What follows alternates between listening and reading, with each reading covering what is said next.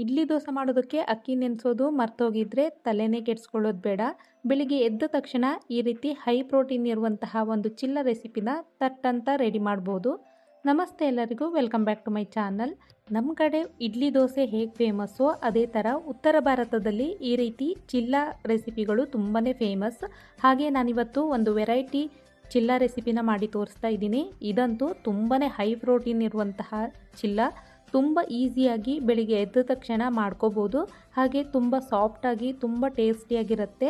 ಇದ್ರ ಜೊತೆ ಚಟ್ನಿ ಆಗಿರ್ಬೋದು, ಸಾಂಬಾರಾಗಿರ್ಬೋದು, ಅಥವಾ ಹಾಗೇನೂ ತಿನ್ಬೋದು. ತುಂಬಾ ಚೆನ್ನಾಗಿರುತ್ತೆ. ಹೈ ಪ್ರೋಟೀನ್ ಅಂದ ತಕ್ಷಣ ನಮಗೆ ನೆನಪಾಗೋದು ಸೋಯಾ ಚಂಕ್ಸ್ ಅಲ್ವಾ. ಅದಕ್ಕೆ ನಾನಿವತ್ತು ಈ ಸೋಯಾ ಚಂಕ್ಸನ್ನು ಯೂಸ್ ಮಾಡಿಕೊಂಡು ಈ ಚಿಲ್ಲ ರೆಸಿಪಿನ ಮಾಡ್ತಾ ಇದ್ದೀನಿ. 2 ಹಿಡಿಯಾಗುವಷ್ಟು ಸೋಯಾ ಚಂಕ್ಸನ್ನು ನಾನು ನೀರಿಗೆ ಹಾಕಿ ನೆನೆಸಿಟ್ಕೊಳ್ತಾ ಇದ್ದೀನಿ. ಇವಾಗ ಒಂದು ಬೌಲ್ಗೆ 1 ಕಪ್ ಆಗುವಷ್ಟು ಕಡಲೆ ಹಿಟ್ಟನ್ನು ಸೇರಿಸ್ಕೊಳ್ತಾ ಇದ್ದೀನಿ. ಕಡಲೆ ಹಿಟ್ಟು ಬೇಕು ಅಂತ ಅನಿಸಿದ್ರೆ ನೆಕ್ಸ್ಟ್ ನಾವು ಸೇರಿಸ್ಕೋಬೋದು. ಇವಾಗ ಜಸ್ಟ್ 1 ಕಪ್ ಆಗುವಷ್ಟು ಸೇರಿಸ್ಕೊಂಡಿದ್ದೀನಿ ಅಷ್ಟೇ. ಸ್ವಲ್ಪ ಕಟ್ ಮಾಡಿರುವಂತಹ ಕ್ಯಾಪ್ಸಿಕಮ್, ಹಾಗೆ ಅರ್ಧ ಕಪ್ಪು ಚಿಕ್ಕದಾಗಿ ಕಟ್ ಮಾಡಿರುವಂತಹ ಈರುಳ್ಳಿ, 1 ಟೊಮೆಟೊ ಚಿಕ್ಕದಾಗಿ ಕಟ್ ಮಾಡಿ ಹಾಕಿದ್ದೀನಿ. ಇದ್ರ ಜೊತೆಗೆ ಸ್ವಲ್ಪ ಕರಿಬೇವಿನ ಎಲೆಗಳು, ಹಾಗೆ 2 ಹಸಿಮೆಣಸಿನ್ಕಾಯಿನ ಚಿಕ್ಕದಾಗಿ ಕಟ್ ಮಾಡಿ ಹಾಕಿದ್ದೀನಿ. ಹಾಗೆ 8-10 ಬೆಳ್ಳುಳ್ಳಿ ಹೆಸಳನ್ನು ಸಹ ಚಿಕ್ಕದಾಗಿ ಕಟ್ ಮಾಡಿ ಹಾಕಿದ್ದೀನಿ. ಅರ್ಧ ಟೇಬಲ್ ಸ್ಪೂನ್ ಜೀರಿಗೆ, 1 ಹಿಡಿಯಾಗುವಷ್ಟು ಕೊತ್ತಂಬರಿ ಸೊಪ್ಪನ್ನು ಕಟ್ ಮಾಡಿ ಹಾಕ್ಕೊಂಡಿದ್ದೀನಿ. ಇದರ ಜೊತೆಗೆ ಅರ್ಧ ಟೇಬಲ್ ಸ್ಪೂನ್ ಧನಿಯಾ ಪುಡಿ, 1/4 ಟೇಬಲ್ ಸ್ಪೂನ್ ಜೀರಿಗೆ ಪುಡಿ, ಅರ್ಧ ಟೇಬಲ್ ಸ್ಪೂನ್ ಅಚ್ಚ ಖಾರದ ಪುಡಿ, ಹಾಗೆ 1/4 ಟೇಬಲ್ ಸ್ಪೂನ್ ಅರಿಶಿಣ ಸೇರಿಸ್ಕೊಂಡಿದ್ದೀನಿ. ರುಚಿಗೆ ತಕ್ಕಷ್ಟು ಉಪ್ಪನ್ನು ಸೇರಿಸ್ಕೊಂಡಿದ್ದೀನಿ. ಸೋಯಾ ಚಂಕ್ಸನ್ನು ನಾವು 1/4 ಗಂಟೆ ನೆನೆಸಿಟ್ಕೊಂಡ್ರೆ ಸಾಕು. ನೋಡಿ, ಇವಾಗ ಸೈಜಲ್ಲಿ ಡಬಲ್ ಆಗಿದೆ. ಇದರಲ್ಲಿರುವಂತಹ ನೀರನ್ನೆಲ್ಲ ಹಿಂಡಿ ತೆಗೆದು ಇದನ್ನು ಮಿಕ್ಸಿ ಜಾರ್ಗೆ ಹಾಕ್ಕೊಳ್ತಾ ಇದ್ದೀನಿ. ಇದನ್ನು ನಾವು ತರಿಯಾಗಿ ರುಬ್ಕೋಬೇಕು. ಇದಕ್ಕೆ ನೀರನ್ನು ಸೇರಿಸೋಂತಹ ಅವಶ್ಯಕತೆ ಇಲ್ಲ. ಹಾಗೆ ತರಿಯಾಗಿ ಇದನ್ನು ರುಬ್ಕೊಂಡಿದ್ದೀನಿ. ನೋಡಿ, ಈ ಥರ ರುಬ್ಕೋಬೇಕು. ಇದನ್ನು ನಾನು ಮಿಕ್ಸಿಂಗ್ ಬೌಲ್ಗೆ ಸೇರಿಸ್ಕೊಳ್ತಾ ಇದ್ದೀನಿ. ಈ ರುಬ್ಬಿರುವಂತಹ ಸೋಯಾ ಚಂಕ್ಸ್ ಏನಿದೆ, ಇದರಲ್ಲಿ ಯಾವುದೇ ರೀತಿಯ ದೊಡ್ಡ ಪೀಸಸ್ ಇಲ್ಲದೆ ಇರೋ ಥರ ನೋಡ್ಕೊಳ್ಳಿ. ಇವಾಗ ನಾನು ಇದಕ್ಕೆ ಒಂದು ಅರ್ಧ ಗ್ಲಾಸ್ ಆಗುವಷ್ಟು ನೀರನ್ನು ಸೇರಿಸ್ಕೊಳ್ತಾ ಇದ್ದೀನಿ. ಇದನ್ನು ಒಂದು ಸಾರಿ ಕ್ಲೀನಾಗಿ ಮಿಕ್ಸ್ ಮಾಡ್ಕೋಬೇಕು. ಸೋಯಾ ಚಂಕ್ಸ್ ಬದಲಿಗೆ ನೀವು ಪನ್ನೀರ್ ಸಹ ಯೂಸ್ ಮಾಡ್ಬೋದು, ಅಥವಾ ಬೇರೆ ಯಾವುದೇ ತರಕಾರಿಗಳನ್ನು ಸಹ ಇದರಲ್ಲಿ ಸೇರಿಸ್ಕೋಬೋದು. ತುಂಬಾ ಟೇಸ್ಟಿಯಾಗಿರುತ್ತೆ, ಹಾಗೆ ಹೆಲ್ತ್ಗೂ ಕೂಡ ತುಂಬಾ ಒಳ್ಳೆಯದು.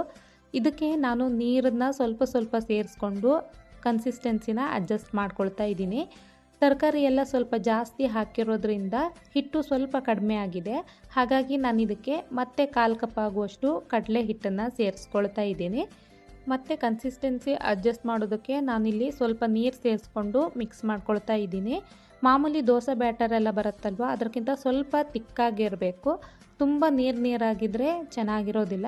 ನೋಡಿ, ಈ ರೀತಿ ಕನ್ಸಿಸ್ಟೆನ್ಸಿ ಇರಬೇಕು. ಚಿಲ್ಲ ಬ್ಯಾಟರ್ ಇವಾಗ ರೆಡಿಯಾಗಿದೆ. ಜಸ್ಟ್ ಒಂದು 5 ನಿಮಿಷದಲ್ಲಿ ಇದನ್ನು ಪ್ರಿಪೇರ್ ಮಾಡ್ಕೋಬೋದು. ಇವಾಗ ನಾವು ದೋಸೆ ತವಾದಲ್ಲೇ ಇದನ್ನು ಪ್ರಿಪೇರ್ ಮಾಡ್ಕೊಳ್ಳೋದು. ಹಾಗಾಗಿ ದೋಸೆ ತವಾಗೆ ಸ್ವಲ್ಪ ಎಣ್ಣೆ ಹಾಕ್ಕೊಂಡು ಸ್ಪ್ರೆಡ್ ಮಾಡ್ಕೊಂಡಿದ್ದೀನಿ. ಇದಕ್ಕೆ ಜಾಸ್ತಿ ಎಣ್ಣೆ ಅವಶ್ಯಕತೆಯೂ ಇರೋದಿಲ್ಲ. ಇವಾಗ ಒಂದೊಂದಾಗಿ ಚಿಲ್ಲ ರೆಡಿ ಮಾಡ್ಕೊಳ್ತಾ ಇದ್ದೀನಿ. ನಿಮಗೆ ಎಷ್ಟು ತೆಳುವಾಗಿ ಬೇಕೋ ಅಷ್ಟು ತೆಳುವಾಗಿ ಇದನ್ನು ಪ್ರಿಪೇರ್ ಮಾಡ್ಕೋಬೋದು. ನೋಡಿ, ಈ ಥರ ಎಲ್ಲ ಕಡೆನೂ ತರಕಾರಿನ ಹರಡೋ ಥರ ನೋಡ್ಕೊಳ್ಳಿ. ಇವಾಗ ನಾನು ಲಿಡ್ ಕ್ಲೋಸ್ ಮಾಡಿಬಿಟ್ಟು ಲೋ ಫ್ಲೇಮಲ್ಲಿ ಇದನ್ನು ಬೇಯಿಸ್ಕೊಳ್ತಾ ಇದ್ದೀನಿ. ನಾವು ತರಕಾರಿ ಎಲ್ಲ ಹಸಿಯಾಗಿ ಹಾಕಿರೋದ್ರಿಂದ ಇದನ್ನು ಆದಷ್ಟು ಲೋ ಫ್ಲೇಮಲ್ಲಿ ಕುಕ್ ಮಾಡಬೇಕು. ಹಾಗಾಗಿ ನಾನಿಲ್ಲಿ 2 ಕಡೆ ಮತ್ತೆ ಪ್ರೆಸ್ ಮಾಡ್ಕೊಳ್ತಾ ಸ್ವಲ್ಪ ಹೊತ್ತು ಬೇಯಿಸ್ಕೊಳ್ತಾ ಇದ್ದೀನಿ. ತರಕಾರಿ ಎಲ್ಲ ಚೆನ್ನಾಗಿ ಬೇಯಬೇಕು. ನೋಡಿ, ಈ ಥರ 2 ಕಡೆ ಚೆನ್ನಾಗಿ ಪ್ರೆಸ್ ಮಾಡಿಕೊಂಡು ಬೇಯಿಸ್ಕೊಂಡ್ರೆ ನಮಗೆ ಚಿಲ್ಲ ರೆಡಿಯಾಗಿಬಿಡುತ್ತೆ. ತುಂಬಾ ಹೈ ಪ್ರೋಟೀನ್ ಇರುವಂತಹ ಚಿಲ್ಲ ಇದು. ತುಂಬ ಟೇಸ್ಟಿಯಾಗಿ ಕೂಡ ಇರುತ್ತೆ. ಇದನ್ನು ಖಂಡಿತ ಒಂದು ಸಾರಿ ಟ್ರೈ ಮಾಡಿ. ಇದೇ ರೀತಿ ಎಲ್ಲ ಚಿಲ್ಲಗಳನ್ನು ನಾನು ರೆಡಿ ಮಾಡ್ಕೊಳ್ತಾ ಇದ್ದೀನಿ. ಮಕ್ಕಳ ಬ್ರೇಕ್ಫಾಸ್ಟ್ಗೆ ಹಾಗೆ ಲಂಚ್ ಬಾಕ್ಸ್ಗೆ ಇದು ತುಂಬಾ ಒಳ್ಳೆ ರೆಸಿಪಿ. ನಾವೆಲ್ಲ ಅಕ್ಕಿನ ಹೇಗೆ ಹೆಚ್ಚಾಗಿ ಬಳಸ್ತೀವೋ ಹಾಗೆ ಉತ್ತರ ಭಾರತದಲ್ಲಿ ಈ ಕಡಲೆ ಹಿಟ್ಟನ್ನು ಹೆಚ್ಚಾಗಿ ಬಳಸ್ತಾರೆ. ಇದರಿಂದ ಚಿಲ್ಲ ರೆಸಿಪಿಗಳಾಗಿರ್ಬೋದು, ಅಥವಾ ವಡಾಪಾವು ಈ ಥರ ರೆಸಿಪಿಗಳನ್ನು ಸಹ ಹೆಚ್ಚಾಗಿ ಮಾಡ್ತಾ ಇರ್ತಾರೆ. ಇವತ್ತು ನಾನು ತೋರಿಸಿರುವಂತಹ ಈ ಚಿಲ್ಲ ರೆಸಿಪಿನ ಖಂಡಿತ ಟ್ರೈ ಮಾಡಿ, ಮಿಸ್ ಮಾಡಲೇಬೇಡಿ. ತುಂಬಾ ಟೇಸ್ಟಿಯಾಗಿರುತ್ತೆ. ಹಾಗೆ ಪ್ರೋಟೀನ್ ರಿಚ್ ಆಗಿರೋದ್ರಿಂದ ಎಲ್ರಿಗೂ ಕೂಡ ತುಂಬಾ ಒಳ್ಳೆಯದು. ಮಕ್ಕಳಿಗೆ ಖಂಡಿತ ಮಾಡಿಕೊಡಿ. ಈ ರೆಸಿಪಿ ಇಷ್ಟ ಆದರೆ ಟ್ರೈ ಮಾಡಿ. ಜೊತೆಗೆ ವಿಡಿಯೋ ಇಷ್ಟ ಆದರೆ ಲೈಕ್ ಮಾಡಿ. ಹಾಗೆ ನನ್ನ ಚಾನಲ್ನ ಇನ್ನೂ ಸಬ್ಸ್ಕ್ರೈಬ್ ಆಗಿಲ್ಲ ಅಂದರೆ ಪ್ಲೀಸ್ ಇವಾಗಲೇ ಸಬ್ಸ್ಕ್ರೈಬ್ ಮಾಡ್ಕೊಳ್ಳಿ. Thanks for watching.